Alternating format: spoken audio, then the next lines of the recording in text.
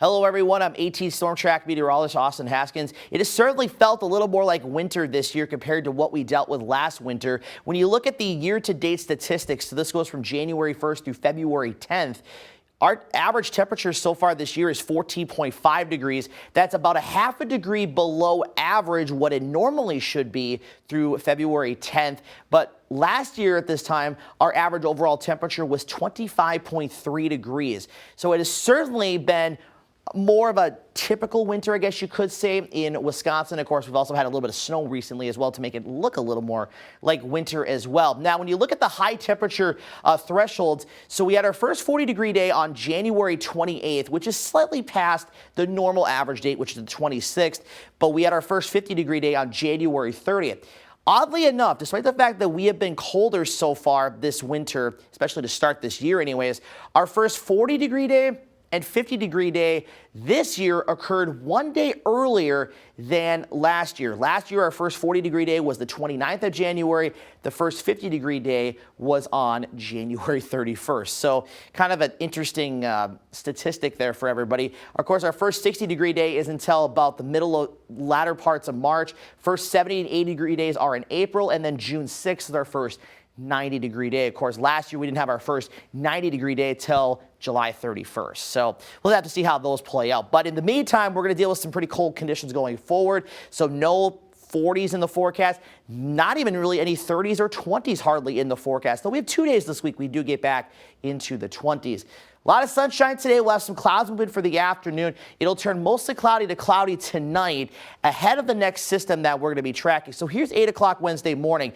And if you look down to the south, there's going to be an area of snow. And a lot of the data is keeping this south and east of a line from Wausau to near Osseo down to Alma and Winona. So if you're traveling towards La Crosse, Tomah, Madison, Milwaukee, those areas, or southern and southwestern Wisconsin in general, you're going to be running into some snow-covered roads. But we could see some scattered snow showers as far north and west as the Chippewa River, or roughly, I would say, from about Red Wing to Menominee to Bloomer to Ladysmith and southeast. So Eau Claire, Medford, areas in between there could be a small chance for some light snow tomorrow. The thing that we were going to be watching, though, is some drier air that's going to be trying to filter in from the north and west. And if that occurs, well, that's going to keep the bulk of the snow farther south and east. So again, I would say if you're in the Marshfield, Black River Falls, maybe Arcadia, Galesville, Alma, Winona areas, you'll probably get a little bit of snow tomorrow. But areas north and west of there up to the Chippewa River, it's a small chance. It's not completely zero, but it's on the lower end of the scale. So we'll monitor that closely. But either way, this is not going to be a big snow event. You'll see the map here in just a second. We'll clear things out Wednesday night into Thursday. Thursday, it's going to be sunny, and it's going to be pretty cold once again.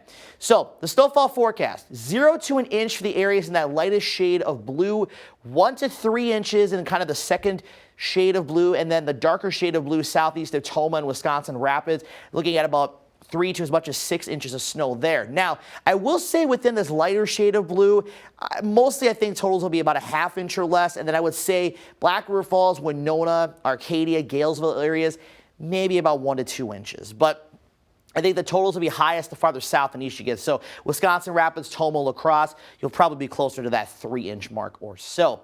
Now, we have another chance for snow in the forecast Friday night into early Saturday morning. We're still a few days away, so that could change, but we are looking at least a widespread chance for some scattered light snow showers during that time. You can see the coverage getting up into that chance, bordering on that likely category. But right now, it's not looking to be a big snowmaker by any means. But again, we're a few days away. We'll monitor the trends closely. And of course, this will be at a time getting into the weekend. People are traveling. And of course, Friday being Valentine's Day, people have any plans for that might encounter a little bit of snow. So we'll keep you updated there. High temperatures across the area today are going to be mostly in the single digits, which is about 20 degrees below average. The light breeze will keep wind chills a little bit below zero. Now, farther south, where we have a little bit less of a snowpack, temperatures there getting up closer to 10 above. For tonight, we'll fall back down into the single digits below zero. But depending on how much cloud cover can move in, we very well could see temperatures maybe a degree or two warmer than what we're forecasting here. Highs tomorrow around 10 to 15 above. Again, a little warmer south and east, a little cooler north and west. And then on Thursday, looking at high temperatures in the mid to upper single digits with lower teens farther to the south. We'll bounce back into the lower 20s Friday and Saturday, so still below average, but it'll be a little bit better, though the winds will be increasing a bit as well. Following that, we are going to see another round of some pretty cold air moving in. Lows back below zero again Saturday night and Sunday night. Highs in the single digits above. And this cold weather looks to last even beyond the 7-day forecast.